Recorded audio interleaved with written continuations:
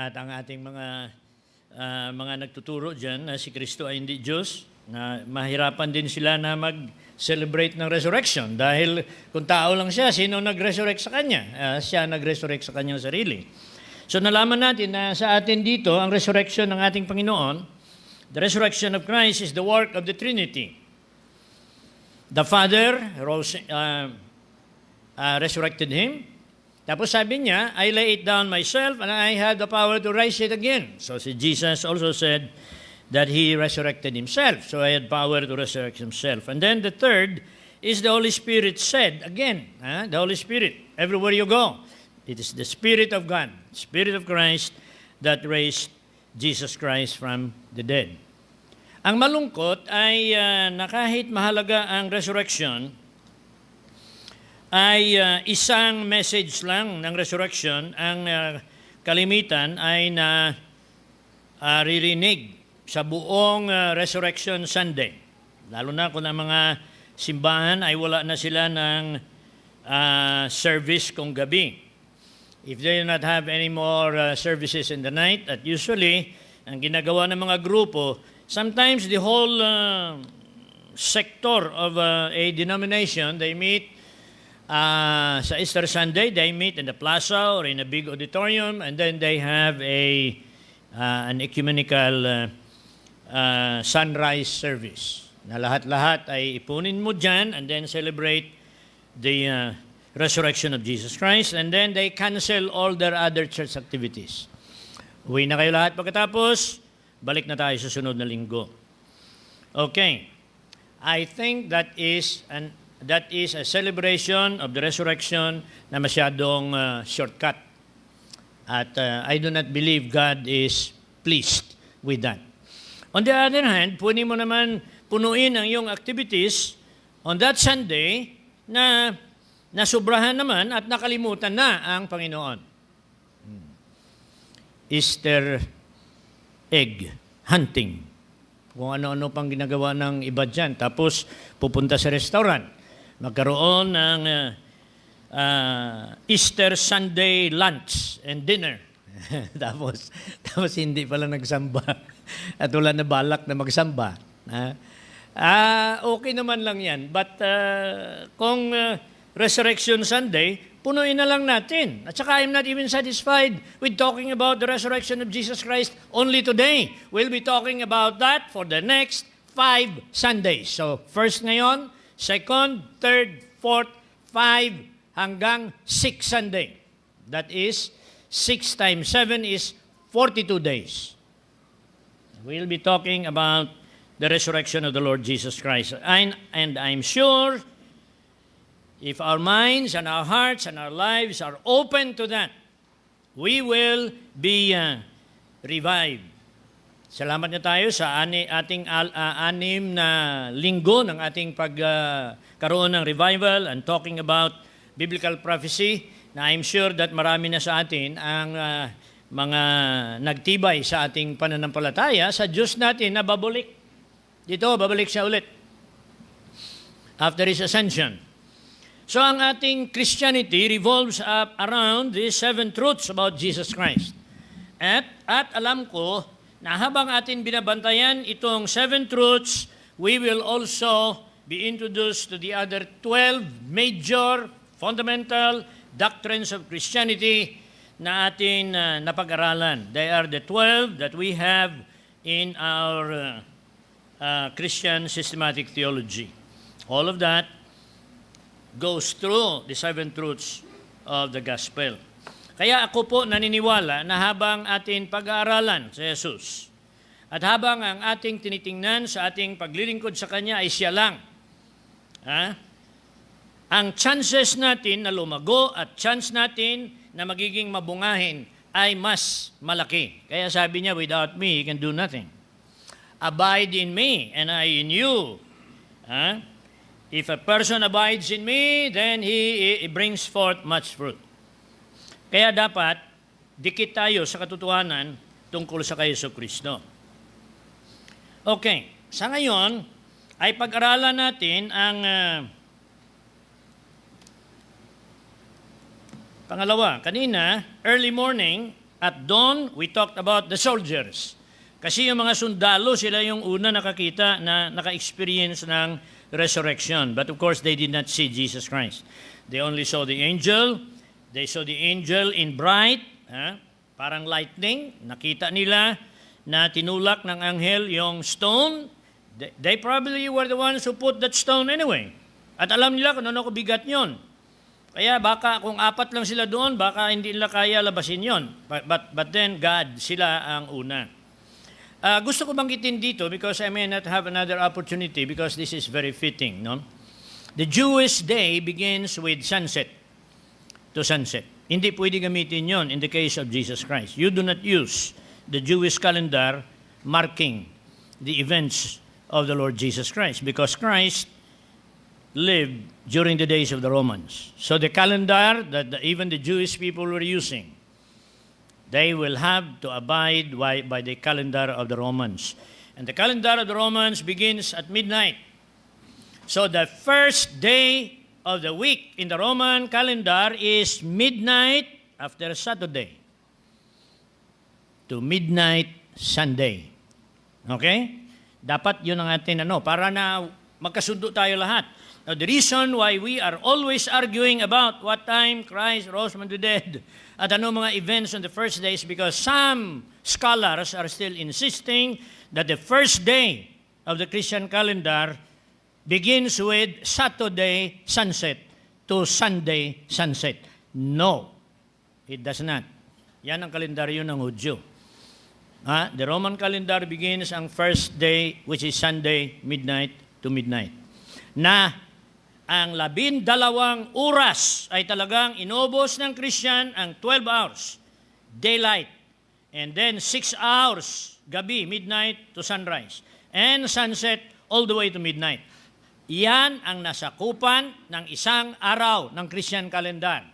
Hindi pwede yan na isingit mo sa Saturday. Mamaya, ang Emmaus at ang evening na meeting ng Panginoon ay lulusot sa Lunes imbis na Linggo.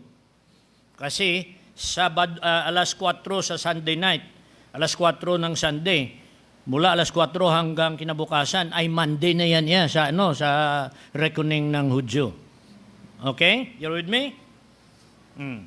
Matagal din ako dyan Ngayon lang ako na nag-aaral ako nito mga post-resurrection. I only am sure about this at nilabas na natin yung ating pamphlet on the post-resurrection ministry of Jesus Christ. Kaya on that first Sunday, beginning from midnight, not beginning from the evening of Saturday, anticlimactic yan Biro mo sabihin mo sa Jesus rose from the dead after sunset. Kasi yung first day nila, sunset. Tapos wala nakaalam hanggang kinabukasan pa. Nalaman ng mga babae pala, 12 hours na si Jesus na na-resurrect. They did not know anything about it. O dapat ilagay nyo rin yung yung mga sundalo, ilagay nyo rin dito sa Sabado ng hapon kasi doon pala si Jesus ay nabuhay. Okay. So I think that's clear enough. Let me put in chronology what happened dito sa John, yung binasa natin kanina sa John chapter 20. Parang lumalabas dito na si Mary lang isa ang pumunta sa tomb. At saka may special appearance si Jesus sa kanya. Kailan siya pumunta doon? First day of the week. When it was yet dark. Very early. Bakit? Kailan ang mga babae pumunta doon? Dark. Dark pa. Okay, the soldiers had already left. Ang una na nakakita ng resurrection were the soldiers. So at dawn, nang madilim-dilim pa, bago mag-daybreak, ang mga soldiers ay nakakita. Otherwise, ang liwanag, hindi maging maliwanag pag may araw na. So sa ating chronology, soldiers muna. Pagkakita nila, natakot sila, nahimatay nga Nang nahimatay nila, wala ng anghel. Nakita nila yung anghel, nakaupo sa bato na kanila nilagay doon. Tapos may earthquake, may anghel, tapos umupo, kuminang, natakot sila, sila ay wala ng malay, and after a few minutes, they recovered. When they recovered, the angel was gone, and nobody was there. Kasi hindi sila naabutan ng mga babae. Kung naabutan ng mga babae, I do not know what would have been the story. Kung naabutan sila, hindi sila pwede makapalapit doon. Binabantayan yung kung ano yun eh. They were there to watch the tomb, make sure that even siguro mga kabataan na hindi sila makalapit doon. So it was very well guarded. Very well guarded because their instruction was, make sure nobody steals the body. But the women arrived, the soldiers were already gone, they got their money, and they had a new message. The disciples stole the body. And that was the message that was received and believed by the Jewish community. Not the resurrected Christ, but the stolen body of Christ. Okay, so, just briefly, bago tayo magpunta sa kay Maria. This is Mary Magdalene. Kaya nakalagay doon, Mary Magdalene. Do not look for the special appearance of Jesus Christ to his own mother in the flesh, because there is no record that Jesus has seen his mother in the 12 appearances, separate. Palagi si Mary kasama sa iba, at usually hindi siya binabanggit. Kasi hindi ba sabi ni Jesus doon sa cross, behold your son. I'm no longer your mother today. Then sabi naman sa kay son, behold your mother, and John the Beloved adopted her, meaning that Mary, in her retirement years, could not even support herself. She had to be adopted and assisted by the youngest disciple. So she is not really the mother of perpetual help. She needed a home or a rest home care when she was old. Kasi tapos na ang kanyang ministry as the mother of Jesus Christ in the flesh. Okay, if I can, I do not know whether I can present it to you, maybe even clearer than I presented it this morning. Kasi kailangan malaman natin itong nangyari sa unang morning ng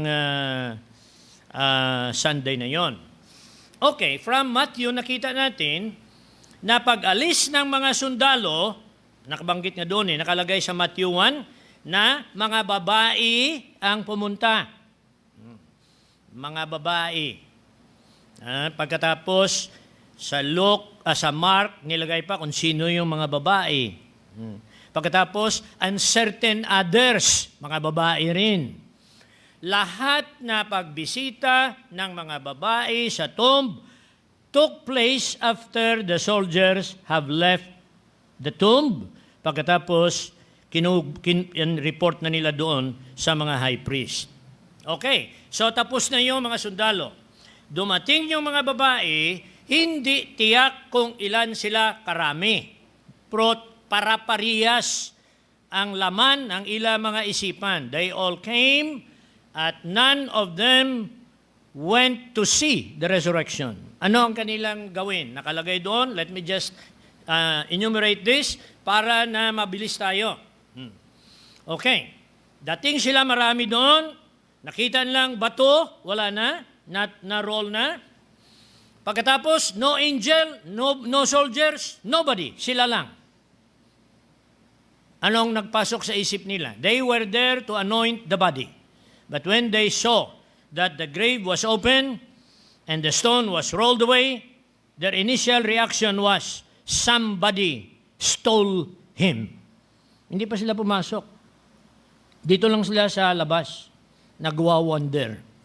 Ano kaya ang nangyari sa katawan ni Kristo? So their conclusion was, his body was stolen. Which was also the message of the soldiers after they were given money. Okay.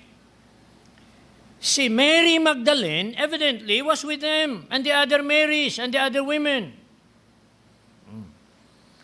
Ito naman si Mary, being very grateful for the 7 demons that Jesus Christ released her from. Hindi siya pwedeng tumayo lang doon para magmuni-muni, ay wala na. Wala na katawan ni Jesus. Kawawa na tayo. She left the group and went to Peter and to John para na ibalita sa kanila. Okay? This is what I have found out by comparing all of these passages sa Harmony of the Gospels. So, pumunta siya sa kay Peter at sinabi niya sa dalawa na ninakaw ang katawan ni Kristo. Doon ako galing, kasama ng mga babae. The stone was rolled away and there was nobody there. His body was stolen. Okay, so habang sila doon malayo, I don't know how far Peter's house is from the tomb, but it must have been some distance. Now ngayon, habang doon sila, itong mga babae nga nag-usap-usap doon, nag-decide na papasok sila sa tomb. Okay, the first time that they did, pagpasok nila sa tomb, may isang anghel doon na nagpakita sa kanila. Isa lang. Kaya malaman natin na iba yung time nga si Mary Magdalene nag-appear, kasi ang nag-appear sa kay Mary Magdalene, 2 angels on the feet and on the head. But to the other women na iniwanan ni Mary, when they got in, there were 2 angels. There was one angel who told them, "He is not here, but he is risen. Go and tell his disciples, including Peter." Ibig sabihin, si Pedro wala pa doon, si John wala pa doon, si Mary wala rin doon. Kasi Mary Magdalene did not see this angel na nagsabi sa kanila. Okay, follow me? Okay, go. Tell his disciples. So they left. Hindi ito magsabi dito na dahan-dahan sila. The description is, because of fear of the Jews and because of their excitement, they decided to just leave the place altogether.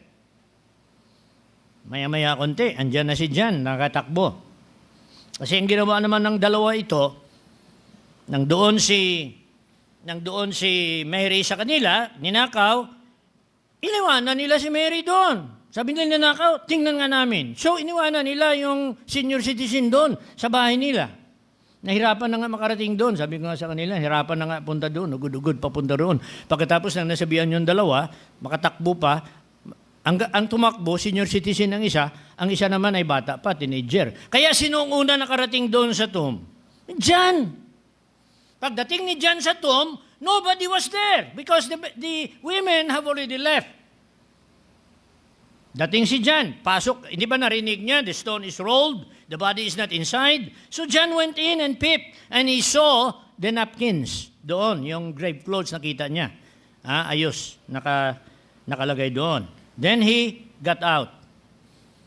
Siguro sa isip niyo, kung makita niyo na ganito, ninakaw kaya yun o nabuhay? Kasi bakit ang grave clothes sa gandang pagkaayos? May nagnanakaw ba na ginadahan-dahan pa yung ano? Wala magnanakaw yan, bilisan yan dala yan as ng grave clothes. So lumabas siya, kaisip siya, dumating naman si Peter kasi mabagal tumakbo. Wala pa si Mary kasi lalong mas mabagal yun. Iniwanan nila. So, pumunta si Peter, nakita nila. Tama nga, ano ba ito? Wala naman na sila matanungan. No angel appeared to the 2 disciples. Mabuti sana kung pinakitaan man lang sila. At least, ang ilang isip ay talagang makonvinyo rin sila. But God decided not to reveal to them at all. So they left and went home. Umuwi sila okay, sabi pa naman na, tell Peter also. Umuwi si Peter. Dalawa sila. Maya-maya kunti, andyan na si Mary. Dumating. Hindi niya rin nakita yung dalawa. Si Peter kag si John, kaya umalis na. Hindi ko, baka nag-shortcut sila basta hindi sila nagsalubong on their way back. So, Mary ngayon dumating sa tomb. Wala ng mga babae doon. Wala na rin ng tao doon. Wala na rin si John kag si Peter. And there she was crying outside the tomb. So maintindihan natin kung bakit nagkaganyan. Kasi kung hindi natin ganyanin, makonfuse tayo nitong mga babae nga pasok, labas doon sa area ng tomb. They only went in once and then they left. Pag-abot nila doon, si Mary, dumating kasama nila, but umalis. Ngayon, Mary is the only one left. She was crying there. Decided to enter the tomb. Pagpasok ni Mary doon, kita niya, for the first time, nakita niya 2 anghel ang nakaupo doon sa libingan ni Jesus. 2 ka-anghel. Kanina, ang grupo ng mga babae, 1 lang ang anghel nga nakita nila. Ngayon, si Mary, 2 anghel. Pagkatapos sabi niya, he is not here for his reason. Go tell his disciples. Ganon din ang kanyang mensahe. But naramdaman ni Mary na may dumadaan sa kanyang likod. Picture Mary talking and listening to the 2 angels, and the 2 angels are looking behind her. Hindi ba kung kausap ka sa tao, pagkatapos ang mata nila mag-focus doon, anong ginagawa mo? Hindi ba maganon ka? Kasi hindi naman pagka magtingin doon sa kwan, tingnan mo, nakita niya ngayon si Jesus. But she did not recognize him at the beginning. Ganon naman si Jesus. Sa kanyang mga post-resurrection ministry, he appears, hindi nga siya nakilala ng 2 disciples po Emmaus. Imagine, 3 hours ang ilalakad. Pero hindi nga nila napansin na si Jesus pa lang yung nakausap nila. Because a resurrected body, the resurrected body of Christ, could either appear or disappear, at even it mag-appear, kung ayaw niya magpakilala, hindi rin siya makilala. And so, tinanong niya, akala niya gardener, where did you put the body? And then Jesus said, Mary, Mary, Mary.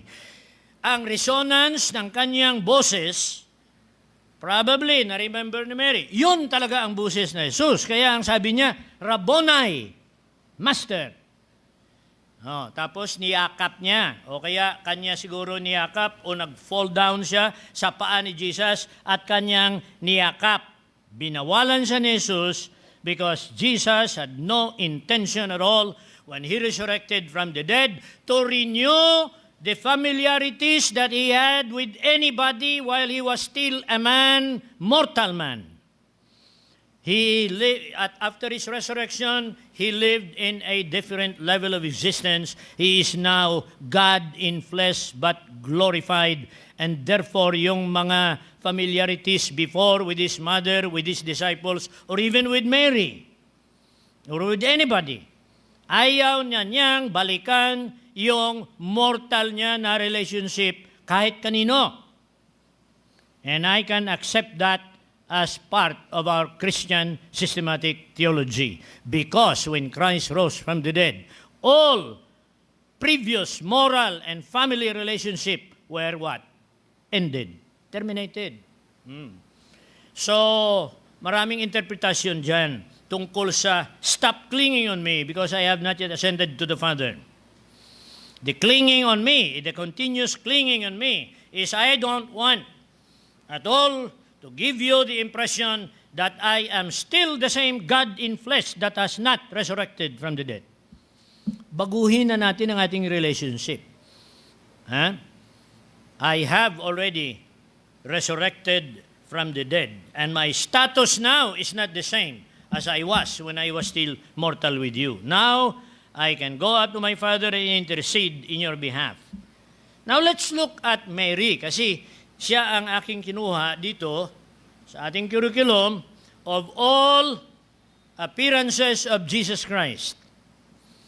Itong appearance niya sa kay Mary, kung tingnan natin ang background. Look, nabigay ko na sa inyong background. Soldiers, women, Mary left. The other women left. Peter came. John came. They left. Mary came alone. Then 2 angels. And then, personally, the first. She was the first who met Jesus Christ and had a personal interview with her. Mary really loved Jesus Christ. Siguro of all the Marys, Mary Magdalene was the most indebted because of her previous life. Talagang masama siya na babae. Dito lang pinapakita ng Panginoon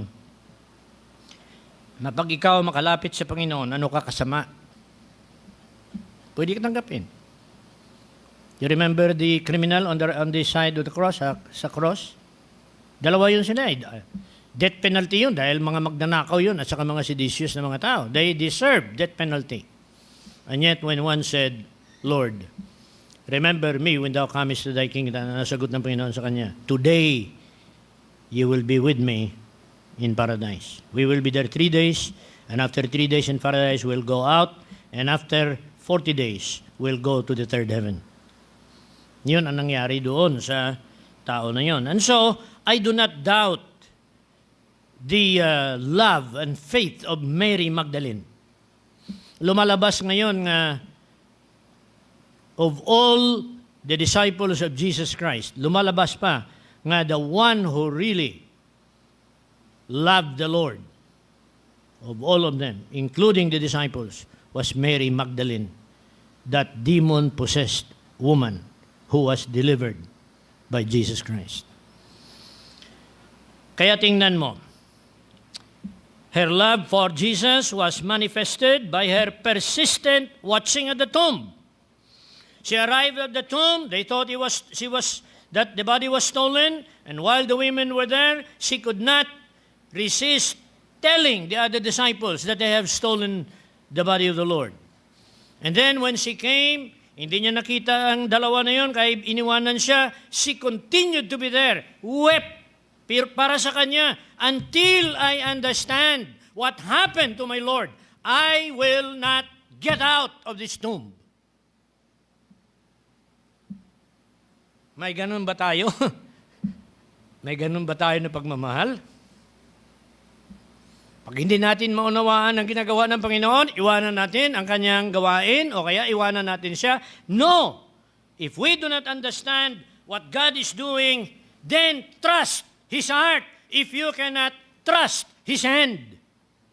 Yan ang kanta. Ano nga yung kanta niyan? Yeah. If you doubt His hand, then trust His heart.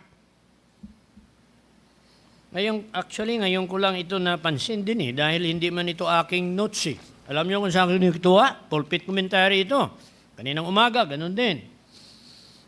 Ngayong gabi, pulpit commentary na rin ang ipag-aralan natin dito sa kay Pastor Sariego.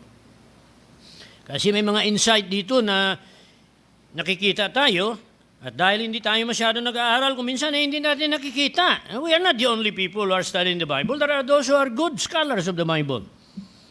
Kaya hindi na ako nagsasabi na hindi tayo na Bible lang lahat ang ating pag-aralan. That's true. But then we check whether there are others also who are as faithful as they are with the Word of God. And so, ang kanyang desisyon na hanggang hindi ko maalam ang answer dito kung bakit nawala si Jesus sa tomb, hindi ko alis dito until I am persuaded. Number 2, hindi siya tumigil ng iyak. He persistently and passionately wept. She wept. Ang ibig sabihin, yung tao pala na may kapangyarihan magpalabas ng 7 demonyo sa akin, ay pwede pala nakawin lang ang kanyang katawan? Ganun lang ba? Ang tao na nagbago ng aking buhay from pag-possess kasi ng 7 demonyo, ano kaya ikaw? Maybe you are a prostitute. Or you could be a swindler. You could be lahat na krimen na pwede mong gagawin dahil na demonyo ka . Kaya iyak siya na iyak.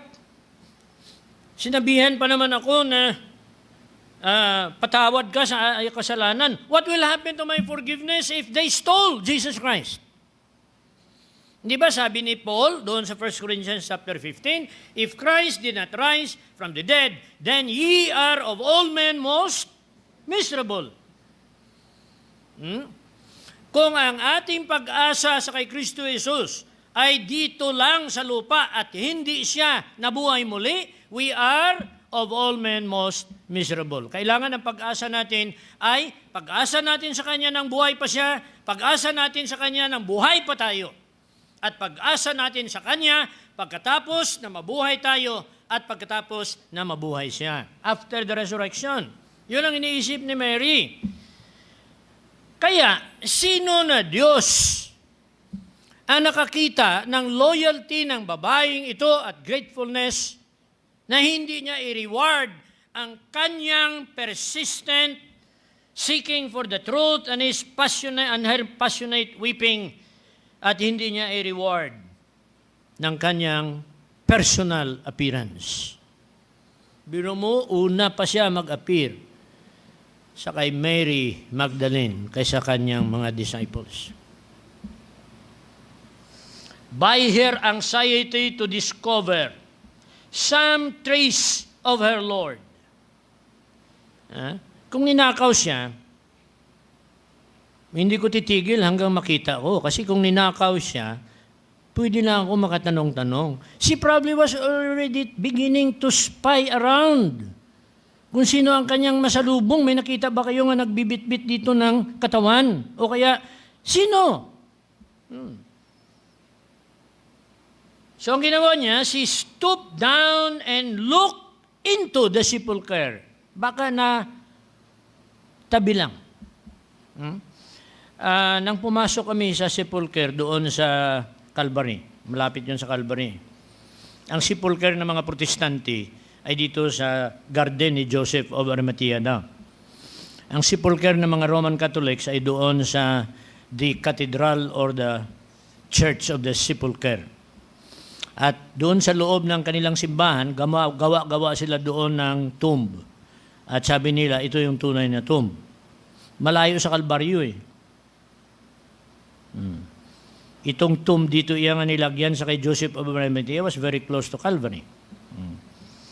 So, at pumunta doon, mayroong mayroong siminto na parang na kama.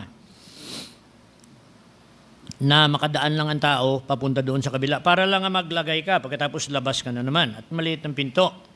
So she went in, looked into the sepulchre. Ibig sabihin, her love is as strong as death. Hanggang kamatayan, hanggang malaman ko kung ano nangyari sa kanya, mamahalin ko pa rin siya. Minsan tayo, kunti lang minsan na problema ay nawawala na natin pagmamahal sa Panginoon. Kaya nga, siguro ang pinakamabigat na i-counsel sa bondage breaker. At saka itong ginagawa dito para sa atin mga young people at mga adults dito, nagagawin yan sa camp. Sa camping na ito, mga 52 yan sila. 7 steps to freedom. Ang pinakamahirap na i-rehab at i-counsel na tao ay yung galit na galit sa Diyos. At hindi niya mapatawad ang Diyos. May mga tao naman na galit-galit sa kanilang mga magulang. Magde-declare pa ko minsan, mapatay lang yan tatay at nanay ko, hindi nila ako makita. Ilibing yan sila kahit saan man, hindi ako sisipot sa kanilang libingan. Ganon katindi ko minsan ang hatred ng mga tao sa kanilang mga magulang. I have seen that even in my mga relatives. I have seen my relative hate their father so much that even until death, they never forgave him for the offense that they have done to them. Alam niyo, kahit ano man yan ang nagawa ng tatay natin sa atin, o kaya ng ating mga magulang, o kaya ng ating, pasalamat ka pa rin dahil kung wala sila, wala ka dito sa mundong to. At lalo na nga, ikaw ligtas ngayon. At pasalamat ka na, ikaw naligtas ka ng Panginoon. Bakit? there is nothing more valuable than the conversion of a sinner to God, to Jesus Christ. Kaya sabi nga doon sa Luke 15, tatlong nawawala doon eh. Nawawala na sheep. Kinarga, pagbalik, rejoice with me, for I have found my sheep. Yung nawawala na ginto, kasama sa necklace siguro ng Ten Commandments. I have seen the link in my necklace. Kita ko, rejoice with me. Tapos ang sagot dahil palagi doon, therefore also there is rejoicing among the angels of God in heaven over one soul that repented and becomes a child of God. Kaya ang nangyari dito, yun ang pagmamahal na maganda na makita sa atin. Okay, number 2, the successful result of love. Yung ganun klase na pananampalataya na masama sa pagmamahal na ganun. Kaya hindi ba, we serve the Lord because we love Him. We serve the Lord because we have faith in Him. We serve the Lord because we have hope in this life and in the life to come. At yun ang nasa kay Maria. Pumunta siya doon after, I do not know, siguro baka mula nang dumating sila siguro, sabihin natin, may mga 3 oras na. So it's possible that at the time that Jesus appeared to Mary, it probably was getting close to noontime. Kung atin tingnan yung mga pangyayari, mga sundalo umalis, pumatong mga babae, ikot-ikot sila doon, tapos si John nagtakbo pa dito, si Peter, tapos umalis sila, tapos pupunta pa si... sa mga sa mga movements lang ng mga tao dito, I think we can estimate maybe 3 hours. And yet, God honored that. Now, the first thing, God sent 2 angels. Ngayon, installment niya pa. Siguro tayo, makakita tayo isang anghel, siguro hindi na tayo magtigil siguro ng kaistorya hasta mamatay tayo. Kita mo yung mga charismatic na nakakita ng anghel sa bintana, sinabihan daw, believe on the Lord Jesus Christ and thou shalt be saved. So nagtanggap siya sa kay Kristo dahil nakakita ng anghel. Hindi naman kailangan anghel pa, dyan sa Bible yun eh. Pagkatapos, after 1 year, wala nagasimba. Bakit? Nagbalik sa kanyang pagkasabadista. Dahil ano? Wala nang anghel na nagsabi. Mahirap yung anghel lang. Kaya ang ginawa, 2 angels. Tapos ang suggestion nila, nag-usap-usap sila, parang tinuro niya sa kay Jesus sa likod. And then, Jesus. See next sees Jesus. But hindi niya nakilala. Death hath wrought a change upon him na kung hindi niya sadyain na makilala ang kanyang appearance as the Son of God resurrected, ay magbago yun in His glory. Kaya ang Panginoon ay hindi siya kaagad nakikilala yan. But tingnan natin dahil nagpakita ang Panginoon sa kanya at nakilala. Our Lord's check to her passionate ardor. Bakit nasabi natin na ang pagmamahal ni Mary at ang iya familiarity with Jesus Christ was different from all the rest? Because sa lahat na appearances ni Jesus Christ, there is only one other group na nang nasalubong sila ni Jesus, lahat sila ay nagdapa at actually nag-worship sa Kanya, but there is no mention that all of them embraced Him. Wala siyang nag-embrace sa kanila. Thomas did not even embrace Him dahil lang sa si Thomas, nang si Thomas, the next Sunday pa, madaanan natin si Thomas because next Sunday we will see Thomas. Kasi absent siya ngayong linggo, hindi siya nag-appear. Susunod na linggo, si Tomas, makita natin. Nasama na rin siya dito. Pinigilan pa siya ni Jesus. Actually, she has to be told to stop clinging. Kasi hindi niya tinitigilan. Sige siya yakap sa kay Jesus. Siguro sa kanyang, alam mo kung ikaw ay, imagine, nawala si Jesus, na araw pa before. And I think the crucifixion had already brought grief to Mary Magdalene. Kung ang kamatayan ni Jesus ay hindi nakapaiyak sa mga disciples. Ito nga ang Pedro, ginahatulan na si Jesus, si Pedro nagasumpa pa. Wala ako kakilala sa tao na yan, kung ilunggo pa. Ito yun, di ko kilala yan. I do not know him. I have not ever heard of him. Ito sa Galilee ito. No, hindi ko kilala si Jesus na yan. Yan ba ay nagmumorn sa kanyang He wept only when yung manok ay nagtilaok na. Nagtilaok ang manok. Saka pa siya nagmourn. And so it's not only Peter that mourned also after he realized his fault, but ito si Mary in her passion would not let go of Jesus Christ. Ngayon, ito yung mga mensahe ng Panginoon para sa mga disciples through Mary. Ginawa siya ngayon na ambassador din. Kung ang grupo ay sinabihan ng Panginoon, ang sinabi sa grupo doon kanina, go and tell my disciples, including Peter, I'll see them in Galilee. Pero ang sinabi sa kay Mary, ito, kay Magdalene, and I'll close with this. Go to my brethren and say to them, I ascend to my Father and your Father.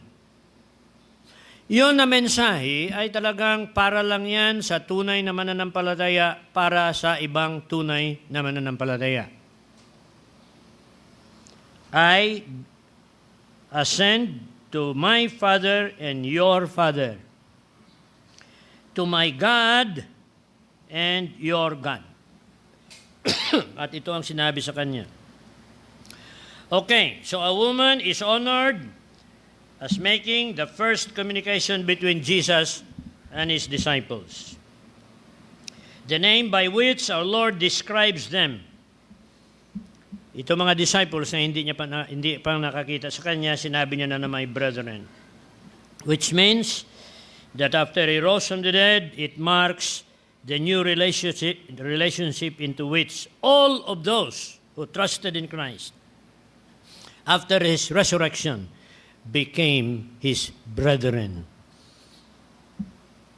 Nagiging kapatid sa pananampalataya, not until after he rose from the dead. Kaya kung si Kristo ay hindi nabuhay muli, we are of all men most miserable. Manalangin po tayo.